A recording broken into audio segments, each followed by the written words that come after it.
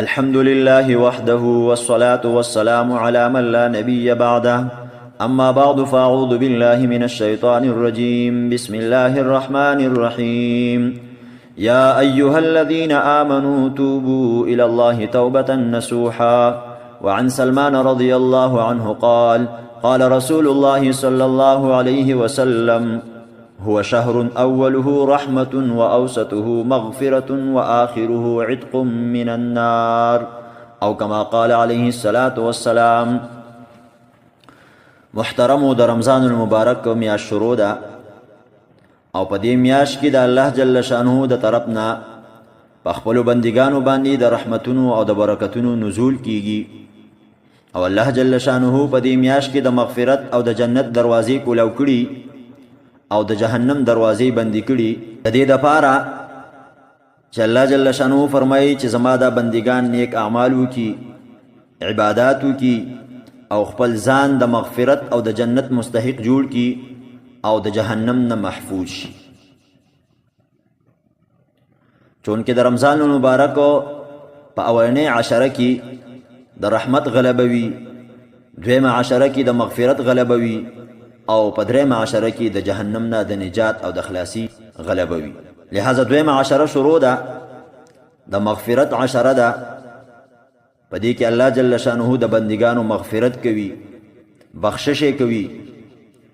نو مونږ او تاسو له پکار دي چې هغه اعمال او افعال اختیار کو چې کوم اعمال د مغفرت او د بخشش ذریعہ او سبب ګرځي، او د هغه اعمال او افعال نه خپل ځان بچ وساتو کوم چې د مغفرت او د بخشش د پاره مانع او رکاوټ جوړي.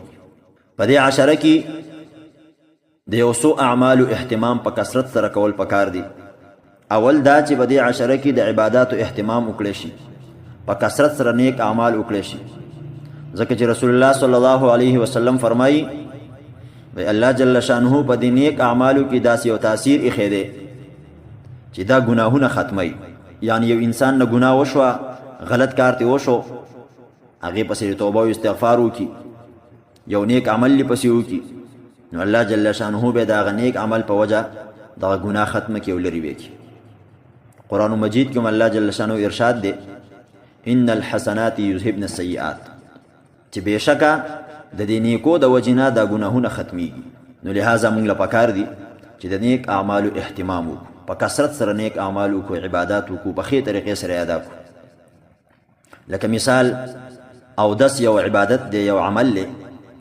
حدیث شریف کې راځي چې انسان کله اودس وکړي نو د چې کم اعضا په دې اودس کې وینځلي، د دې نه چې کم ګناهونه صادر شوي الله جل شانه ورته هغه معاف کړي. دغه شان لمونځ یو عبادت دی، د دې د وجې نه هم الله جل شانه ګناهونه معاف کوي. حدیث شریف کې راځي چې انسان د سحر منځ وکړي، بیا د ماسپښین ټیم راشي د ماسپښین منځ وکړي. دا چې کله د ماسپښین منځ ادا کړي نو د سحر او د ماسپښین په درمیان کې چې څومره وخت دی، په دې کې چې دې انسان نه کم ګناهونه شوي الله جل شانه ورته هغه معاف کړي. دغه شانتې بیا د نورو منځونو په درمیان کې چې کم ګناهونه کیږي نو د یو منځ د ادا کولو سره الله جل شانه هغه ګناهونه معاف کوي. تلاوت او عبادت دی، په هغې سره هم الله جل شانه د انسان ګناهونه معاف کوي. نو موږ له پکار دي چې د نیک اعمالو اهتمام وکړو. او دویم حتی الوسع د ګناهونو نه د بچ کېدو اهتمام، چې مونږ حتی الوسع کوشش وکړو چې خپل ځان د ګناهونو نه بچ وساتو، او خاص طور باندې د کبیره ګناهونو نه ځان ډیر بچ وساتو. ځکه چې الله جل شانه قرآن مجید کې فرمایي: ان تجتنبوا کبائر ما تنهون عنه نکفر عنکم سیئاتکم. د کوم ګناهونه چې ما تاسو منع کړي کم کبیره ګناهونه دي، که چېرې تاسو ځان د هغه کبیره ګناهونه بچ وساتو نو زه به ستاسو صغیره ګناهونه معاف کړم. لهذا موږ له پکار دي چې د خپل جسم اعضا کنټرول کو، خپله ژبه محفوظه کو، دروغ پې ونه وایو، چغلي پې ونه کو، غیبت پې رچا ونه کو، خپل غوږونه محفوظ کو، په دې باندې مونږ ګانا بجانا ډنګ ټکور ونه وړو، موسیقي پې وانه وړو، حرام او ناجایز څیزونه پې وانه وړو، خپل سترګې محفوظ کو، غیر محرم ته په ونه ګورو، ناجایز سیزونه ته په ونه ګورو، د کم سیزونه چې الله جل شانه منع فرمایل هغې ته په ونه ګورو. غرض دا چې د خپل جسم حرکات او سکنات دا کنټرول کړو، چې حتی لوسه مونږ کوشش وکړو چې زمونږ نه څه ګناه صادر نه شي. او دریم دا چې په دې عشره کې په کثرت سره توبه او استغفار وکړو، د الله جل شانه طرف ته رجوع وکړو، په کثرت سره د استغفار اهتمام وکړو.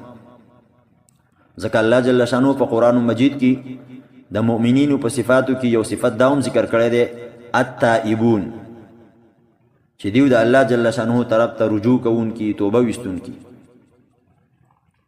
او بار بار الله جل شانه په قرآن مجید کې د توبې طرف ته ترغیب ورکوي، حکم ورکوي، یا ایها الذین آمنوا توبوا الی الله توبة نصوحا. اے ایمان والو تاسو د الله جل شانه په دربار کې رښتونی توبه وباسئ، په صدق دل سره توبه وباسئ. ناقشن بل ځکه ارشاد فرمایي ومن يعمل سوءا او يظلم نفسه ثم يستغفر الله يجد الله غفورا رحيما.